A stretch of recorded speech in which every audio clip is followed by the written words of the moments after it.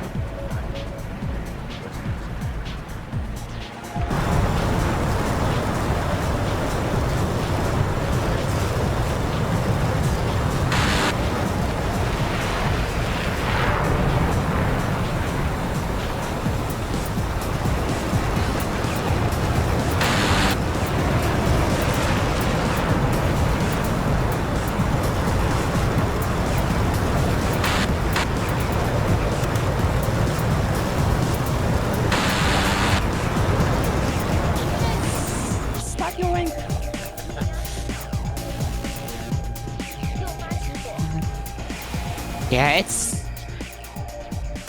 Hey! So we've switched over to tac view and let's walk through this fight here. Now, we've got my aircraft and Yusuf's aircraft. So here's my aircraft on the right in red and Yusuf's in blue.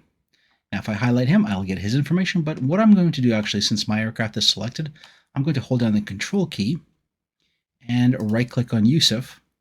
And now we've got a line between our aircraft, which will give us additional information, like our angles and our distance from each other.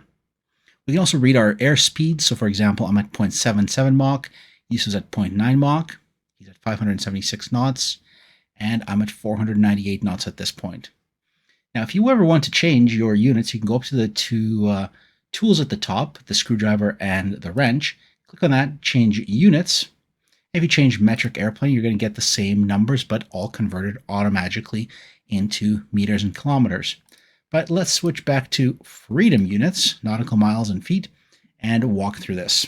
Now, two ways of doing this is I can either hit the play button on the bottom, which will play the flight. But what I'm actually going to do is I'm going to push down on the middle mouse button onto the wheel, and now I can move forwards or backwards in time. Push and move left or right. So as you can see here, right after the merge, Yusuf has the speed, so he goes into a vertical, whereas I am on the deck. I start pulling up after him, and at this point, Yusuf gets rid of his drop tanks, firing them pretty much straight into space. Now, I've got my eyes on him. I saw him do that, and I'm not going to chase him because I have less energy than he does, and now I'm trying to get his 6 o'clock. Now, right here, I'm in a pretty good position, but I know how much energy I've got, and I'm assuming that Yusuf has still quite a bit of energy because he came down from the sky. And down at the bottom here, the slider below the timeline, we can stretch out and it'll give us the longer trails. So let's get rid of the numbers by clicking on the Label Objects tab near the bottom. And let's move forward through this. So right here, my nose is pointing towards Yusuf, but I am not pulling hard on my stick because I need to retain my energy. And we'll go from a top-down view here. So Yusuf is turning, and I'm right behind him. Now, the reason I'm not pulling hard is because I know that in a long-term fight, I'm going to win this. Because a flanker will outturn an F-16 over time. It's all about patience. And every time Yusuf pulls back hard on the stick like this to close his circle, I'm just staying in the trail position. As you can see, whatever he gained, he's just lost again.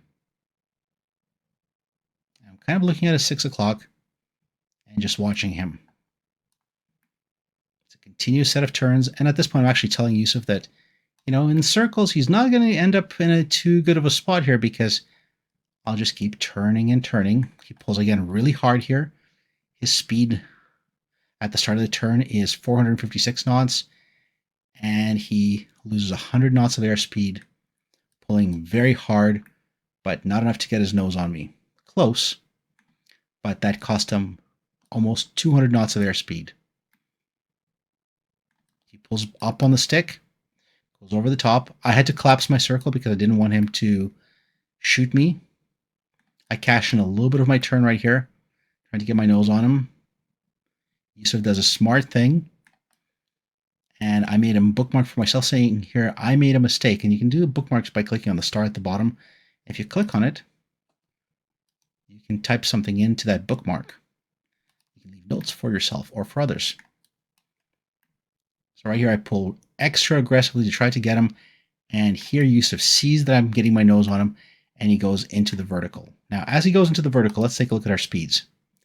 I'm 0.4 knots because 0.4 Mach, 250 knots, and Yusuf's 200 knots because he spent all of his energy on that hard turn and pulling up vertically. Now I'm looking at him. I see him going up, and what I should not have done here is I should not have followed him up to the top. Because up here, he's going to be out of energy, even though the F-16 is pretty quick. But I'm losing energy just as fast as Yusuf, and I'm going to regain it much slower. So we end up into this kind of a rolling vertical set of scissors. And I would probably say that what I should have done here is instead of going up after him and seeing where his nose is pointing, I probably should have done something. So he goes up. He's going to come out somewhere over here. I probably should have just stayed low and come around this way, or just mirrored him from the bottom.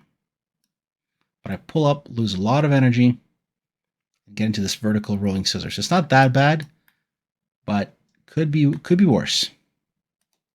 But I think that was my first mistake.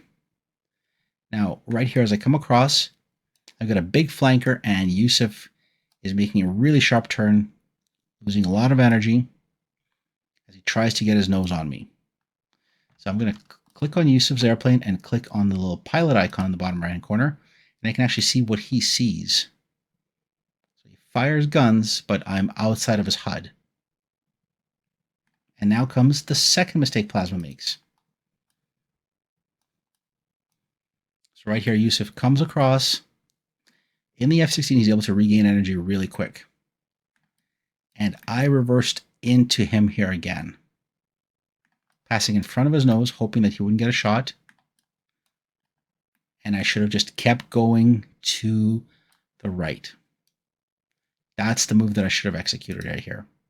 What I should have done is I should have just kept going this way, because then he would have had to try to do the same thing, but he's low in energy. So by the time he would have been here, I probably would have been around the circle.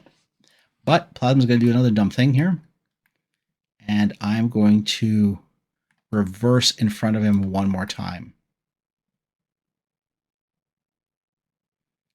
So this gives Yusuf another shot on my plane. As he shoots, I barely squeeze by, and now he's got my 6 o'clock. So I made things from pretty good to bad to worse. Fires 2 more rounds, 2 more bursts, and he gets a hit on me right there.